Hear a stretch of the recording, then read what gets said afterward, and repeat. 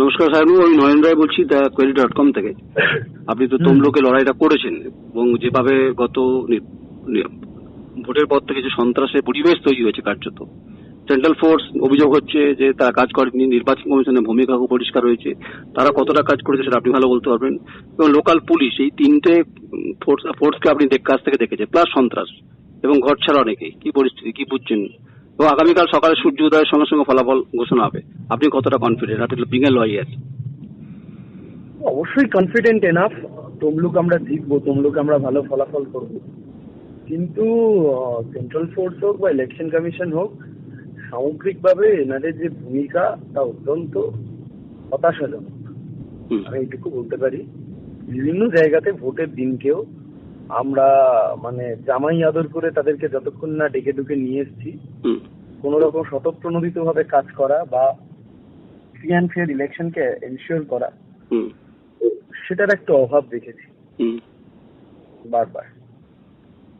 শায়নবাবু, আপনি নির্বাচনের প্রচারের সময় বিভিন্ন সময় যেটা আপনি বারবার বলছিলেন, হলদিয়া বন্দর যার নাব্যতা হারাচ্ছে, যার গতি হারাচ্ছে, বলে বড় জাহাজ ঢুকছে না, ফলে কর্মহীন পরিস্থিতি, তাকে এক্সপ্যানশন রিজুভিনেশন করার ক্ষেত্রে আপনি বারবারই প্রশ্ন তুলছিলেন। কারণ একসময় বামেরা এটাকে হলদিয়া ডক তৈরি করেছিল, অনেক ইন্ডাস্ট্রি হয়েছে, যা বিরোধীরা বলেন বিজেপি শর্তে প্রচারে আসেনি, গোটা বিষয়টা তৃণমূল কংগ্রেস বলেনি, আপনি বলেছেন। কারণ রুটি রুজির প্রশ্নে হলদিয়া বন্দর না বাঁচলে কিন্তু অর্থনৈতিকভাবে পশ্চিমবঙ্গের খুব খারাপ অবস্থা হতে পারে। যদি জেনেন পার্লামেন্টে এই ইস্যুতে আপনি সরব হবেন?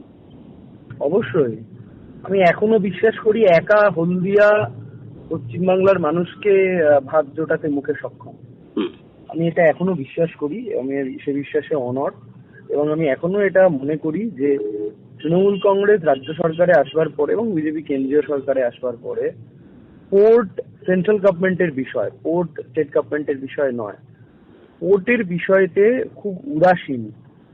ওয়াটারওয়েজ অ্যান্ড পোর্ট যে মিনিস্ট্রি, সেই মিনিস্ট্রি চালায় মোদী সরকার, সর্বানন্দ সোনোয়াল হচ্ছেন তার মন্ত্রী, সেই দিকে তারা খুব উদাসীন।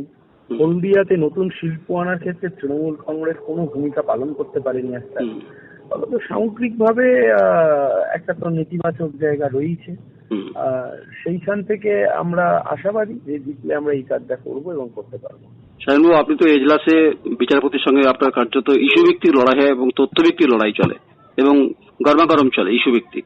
এখানে জনগণ হচ্ছে যে আপনার কাছে যে জনগণ যে দেবতা, আপনি জনগণকে দেখেছেন কাছ থেকে যে বিচার ব্যবস্থার সঙ্গে সরিয়ে রেখে আপনি যেভাবে ব্যাটিং করেন আইনের মধ্য দিয়ে, এখানে ব্যাটিংটা জনগণকে কেন্দ্র করে। আপনি জনগণের পালস বুঝতে পেরেছেন? হ্যাঁ, তারা কি বলছে? সাধারণ মানুষ, ভোটার যারা ভোট দান করতে গেছেন, তারা একটা বিকল্প শক্তির সন্ধান করছে। এই মানুষ বিজেপিকে ভোট দিয়েছিলেন তৃণমূলের বিকল্প ভেবে এবং বিশ্বাস করেছিল যে তৃণমূলের মাথাদেরকে জেলের মধ্যে ঢোকাবে। মানুষের সেই বিশ্বাস ভরসা ভাঙছে।